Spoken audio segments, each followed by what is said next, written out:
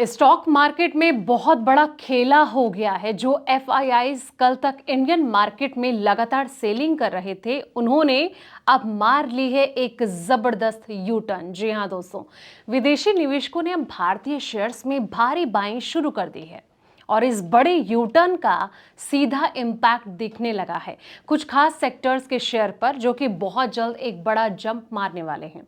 क्या आपकी पोर्टफोलियो में वो सेक्टर्स हैं? तो चलिए जानते हैं कि एफआईआई का ये पैसा कहाँ जा रहा है, और इस वीडियो में साथ ही जानेंगे सारी बारीकी। और आपको बता दें कि ये भी समझने की कोशिश करेंगे वो कौन से 3 सेक्टर्स हैं जिन्होंने एफआईआईज जो हैं इन्होंने दूरी बनाकर रखी हुई है।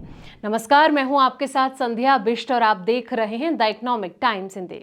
भारतीय शेयर बाजार में विदेशी संस्थागत निवेशकों यानी कि एफआईआईज ने यू टर्न लिया है। जून की शुरुआत 15 दिनों में बाजार से भारी रकम निकालने के बाद जो है महीने के दूसरे पखवाड़े में एफआईआई जो है वो शुद्ध खरीदार बन गए दोस्तों, और करीब 14,100 करोड़ रुपए चुनिंदा सेक्टर्स के शेयर में लगा दिए हैं।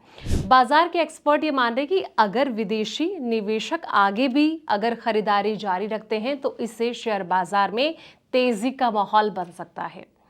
एनएसडीएल के ताजा आंकड़ों के मुताबिक विदेशी निवेशकों को सबसे ज्यादा भरोसा फाइनेंशियल सर्विसेज पर रहा, और इस सेक्टर में विदेशी निवेशकों ने जो है जून के पहले पखवाड़े में 11,263 करोड़ रुपए से शेयर बेचकर तगड़ी निकासी की थी, और दूसरे पखवाड़े में उन्होंने यू टर्न लेते हुए इस सेक्टर्स में सीधे 14,634 करोड़ रुपए झोंक दिए। खरीदारी के इस भारी इनफ्लो से बैंकिंग और वित्तीय क्षेत्र के शेयर्स को बड़ा सपोर्ट मिलने की उम्मीद है।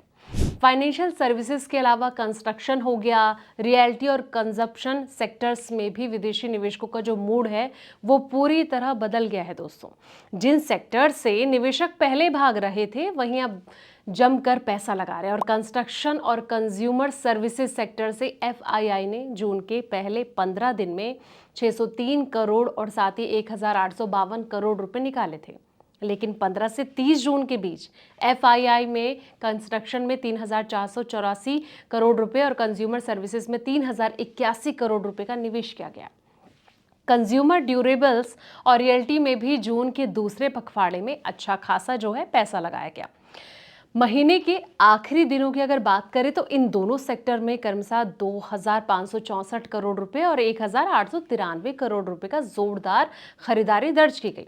हेल्थ केयर और जनरल सर्विसेज की बात करें तो हेल्थ केयर सेक्टर में पहले हुई 4,501 करोड़ रुपए की भारी बिकवाली के मुकाबले दूसरे पखवाड़े में 1,435 करोड़ रुपए का इनफ्लो आया। वहीं सर्विसेज सेक्टर में भी 2,592 करोड़ रुपए खरीदारी करने को मिली, और इन 3 सेक्टर से एफआईआई ने अभी भी दूरी बनाकर रखी। एक तरफ जहां कई सेक्टर्स में विदेशी निवेशकों ने खरीदारी का यू टर्न लिया है, वहीं कुछ सेक्टर्स ऐसे भी हैं दोस्तों जहां उनकी बिकवाली का जो सिलसिला है वो रुकने का नाम ही नहीं ले रहा है।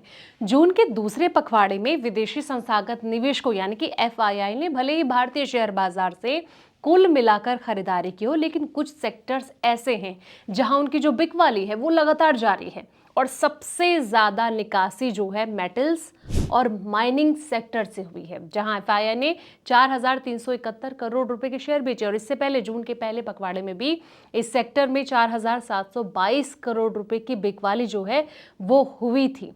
लेकिन अब जिस तरीके से एफआईआई के द्वारा यू टर्न लिया गया है, उससे क्या लगता है दोस्तों कि आने वाले दिनों में मार्केट की चाल किस ओर रह सकती है? क्या पूरी तरीके से मार्केट में हरियाली रहेगी या फिर मौका बदल सकता है? कमेंट सेक्शन में अपनी राय जरूर दें, और साथ ही इस रिपोर्ट को लाइक, शेयर और चैनल को सब्सक्राइब करना बिल्कुल भी ना भूलें, ताकि ऐसी मार्केट से जुड़ी और कमोडिटीज मार्केट से जुड़ी और जो पर्सनल फाइनेंस से जुड़ी तमाम अपडेट्स होती हैं वो आपको पल पल मिलती रहे। तब तक के लिए आप देखते रहें द इकोनॉमिक टाइम्स हिंदी।